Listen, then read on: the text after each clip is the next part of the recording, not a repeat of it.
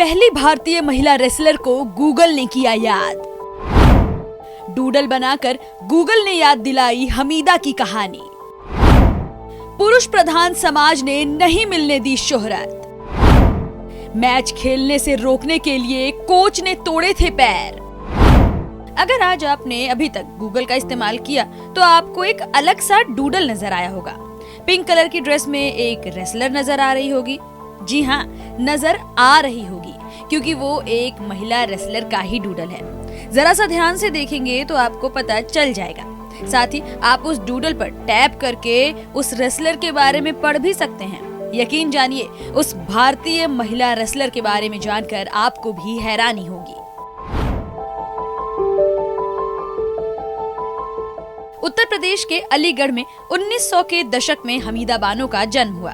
उनके जन्म की तारीख की सटीक जानकारी कहीं नहीं मिलती। हमीदा पहलवानों के परिवार में जन्मी तो उनका मन भी पहलवानी में लगने लगा। उस दौर में कुश्ती सिर्फ पुरुषों तक सीमित थी, महिलाओं के लिए सिर्फ घर का कामकाज ही बना था। ऐसे में हमीदा ने परिवार के सामने कुश्ती में दिलचस्पी की बात कही तो अलग ही बवाल मच गया। परिवार ने उन्हें खूब ताने दिए, खूब सुनाया, लेकिन हमीदा नहीं मानी। परिवार से बगावत करके सलाम पहलवान से कुश्ती के दांव पैंच सीखने लगी। कुछ ही दिनों में वे बिल्कुल पुरुष पहलवानों की तरह कुश्ती लड़ने लगी, पहलवानों की तरह ही खाना खाने लगी। कुछ साल में भारत की पहली पहलवान के बारे में सुनकर हर कोई दंग रह गया। वे उत्तर प्रदेश से लेकर कई राज्यों में मशहूर हो गईं। बताया जाता है कि 1940 से 1950 के दशक के दौरान अपने कैरियर में उन्होंने 300 से ज्यादा प्रतियोगिताओं में जीत दर्ज की थी। इसी के बाद उनका नाम अमेजन ऑफ अलीगढ़ पड़ गया। उन्होंने चुनौती देते हुए ऐलान किया था कि जो भी उन्हें दंगल में हराएगा वो उससे शादी कर लेंगी। लाहौर के फिरोज खान और कोलकाता के पहलवान खड़ग सिंह समेत कई पहलवानों ने उन्हें चुनौती दी और हमीदा ने उस चुनौती को खुलकर स्वीकार किया, लेकिन हमीदा ने सभी को चित कर दिया। बाद में हमीदा की शादी उनके कोच सलाम पहलवान से हुई। बताया जाता है कि एक बार हमीदा साल 1954 में यूरोप जाकर कुश्ती लड़ना चाहती थी, लेकिन उनके पति को ये बात पसंद नहीं आई। हमीदा बानो ने रूस की पहलवान वेरा चिस्टिलिन को मुंबई में हराया था। वेरा को रूस की फीमेल बियर कहा जाता था, लेकिन हमीदा ने वेरा को 1 मिनट से भी कम समय में धूल चटा दी। वे यूरोप जाकर कुश्ती लड़ना चाहती थी। हमीदा के कोच और पति सलाम पहलवान का यूरोप जाना पसंद नहीं था कि हमीदा यूरोप जाएं और वहां पर कुश्ती लड़ें। ये बात उन्हें बिल्कुल पसंद नहीं आई।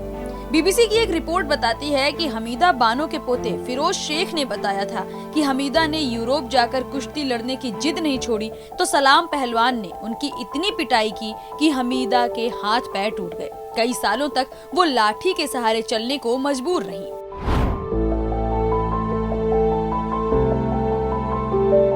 जिस महिला को आप स्क्रीन पर देख रहे हैं वो भारत की पहली महिला रेसलर है। नाम है हमीदा बानो। 1954 में आज ही के दिन केवल 1 मिनट 34 सेकंड में उन्होंने एक कुश्ती मैच में कमाल कर दिया था। आज ही के दिन उन्हें इंटरनेशनल स्तर पर पहचान मिल गई थी। उन्होंने प्रसिद्ध पहलवान बाबा पहलवान को हराया था।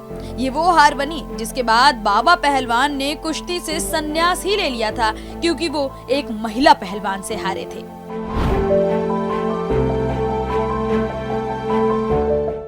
डूडल में भारतीय रूप देते हुए इस फोटो में टॉम बॉय लुक में एक महिला की तस्वीर तैयार की गई है।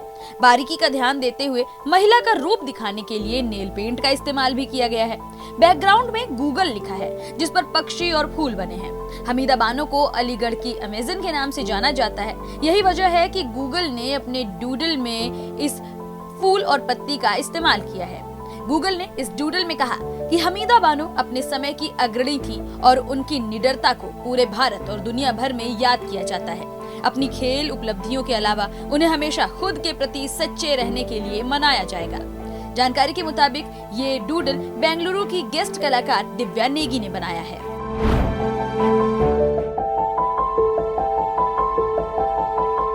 रोने जॉय सेन ने अपनी किताब में हमीदा बानो की बात लिखी है। उन्होंने लिखा था कि महिला पहलवान को अखाड़े में पुरुष पहलवान को धूल चटाते देख समाज को अच्छा नहीं लगता था। समाज पुरुष प्रधान था। एक महिला को पहले ही दंगल करते हुए देखकर पुरुष समाज को गुस्सा आता था। ऊपर से वो महिला सभी को चारों खाने चित कर देती थी, तो इस बात से कई बार लोग नाराज भी होते थे। बताया जाता है कि कई बार हमीदा बानो को विरोध का सामना करना पड़ा। एक बार तो लोगों ने उन पर पत्थरबाजी भी की थी। फिर पुलिस किसी तरह उन्हें सुरक्षित निकाल कर ले गई। बताया जाता है कि साल 1986 की बात है जब हमीदा की मौत हो गई, लेकिन किसी को नहीं पता कि आखिर उनकी मौत कैसे हुई। आज हमीदा बानो को एक बार फिर से देश में याद किया जा रहा है। उस दौर के बारे में पढ़ा जा रहा है, जानने की कोशिश की जा रही है जिस दौर में महिलाएं सिर्फ घरों में कैद होती थीं। कैसे एक महिला पहलवान बनी और पुरुषों से डटकर मुकाबला किया। Bureau report, daily line.